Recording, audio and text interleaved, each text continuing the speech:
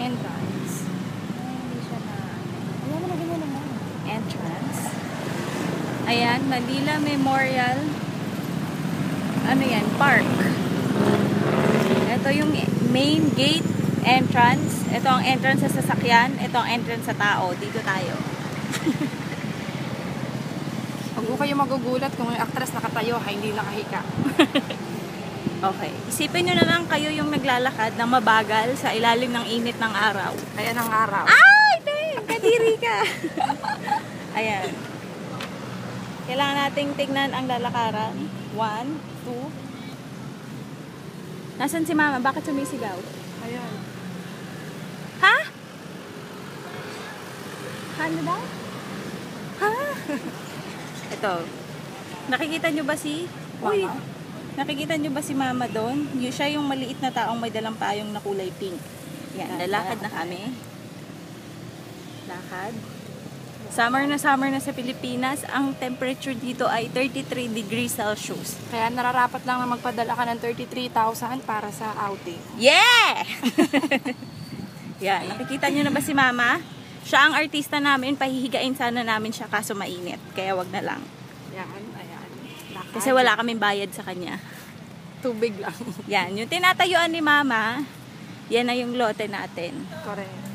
Tayo yung pinakadulo, kaya wala tayong katabi. Tayo yung pinakadulo, kung makikita nyo, sa left side ni Mama, yan na yung pader. Wala na tayong katabi dyan. Yung basura design yan. Mga hindi na nating nakikitang mga tao ang katabi dyan. Ayan, pader.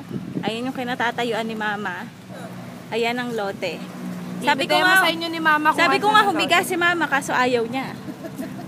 Ayan. Peng, payong! Yung assistant ko. Bel, ganito man. Sa dalawa. Ito, yan, dalawang yan. Yon, yung dalawang yan. Aray, kasakit sa paa nung araw. Yan, dalawa. Sa tabi ng pader. Yan. Wala naman tayong makikita kundi lupa. At patay. Kung gusto nyo lagyan, lagyan muna natin ng ano, patay na hayop. Yan. Amoy damo rito kung alam mo.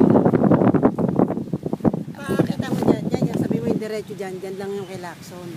Yung diretso dyan yung kay Lacson kung gusto nyo puntahan. Yung nagda-drive, pinag-drive talaga namin siya. Yung nagda-drive dyan, sabi namin wag siyang titigal hanggat di siya nauuhaw. Ayan. Ayan yung magiging Yung opisina, pakita mo yung opisina. opisina. Ayan, sana makita nyo. Ang layo. Yung guardhouse. Ay, yung guardhouse. May pinapasok na Lapit patay. mo nga, Bel, lapit mo. May patay na dinideliver. Iso mo konti. Hindi siya ano. Kaya Malusog mo yan. nakita naman eh. Ayan, makikita nyo naman. Hindi. Makikita nyo yung kabuuan ng katabi natin. Ulitin mo yung pesto natin. Ayan, Ayan, ito. O, ayan. Yan. Ang pwesto natin yung bilog, pagkasyahin na raw yung buto dyan. Yung bilog na yan ang sa atin na be. Dalawang ano yan. Yan, isang Dalawang bilog. Pengla, butas. hakbang ka nga para makita. Ayaw ni Apeng mainit kaya hindi siya kasama sa outing. Ayan na, Ayan. be. Yang loteng yan. Yung may bilog na yan ang palatandaan natin.